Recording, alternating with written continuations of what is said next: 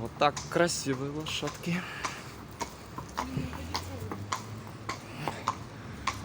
В Ярославле. Супер. Капец, я был в шоке от лошадей в Ярославле. Сейчас не часто встретишь такую картину в моем городе, как в Санкт-Петербурге. Вот это красиво, ребята. Мне нравится.